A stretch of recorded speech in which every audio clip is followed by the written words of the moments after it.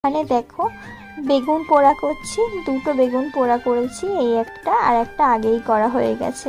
আর যে দেখলে আলু, ওটা দিয়ে সয়াবিনের তরকারি করেছি। আর এই যে দেখো লাস্টে একটুখানি উচ্ছে ভাজা করছি, মানে উচ্ছে আর আলু একসাথে ভাজা করব আর কি। আগে উচ্ছেটা তেলে দিয়ে দিয়েছি একটু শুকনো লঙ্কা ফোড়ন দিয়ে, একটু পরে এই আলুটা দিয়ে দেবো। আর এইদিকে দেখো সয়াবিনের তরকারি প্রায় কমপ্লিট, আর 2-4 মিনিটের মধ্যেই একটু হালকা গরম মশলা দিয়ে নামিয়ে ফেলবো। আগে জানো তো রান্না বান্না কাজকর্ম তেমনভাবে কোনো কিছুই পারতাম না। ওই কথাই আছে, মানুষ সময়ের সাথে সাথে সব শিখে যায়, সত্যি তাই। সেটা আমার ক্ষেত্রেও হয়েছে, আর সবার ক্ষেত্রেই হয়তো একই জিনিসই হয়ে থাকে।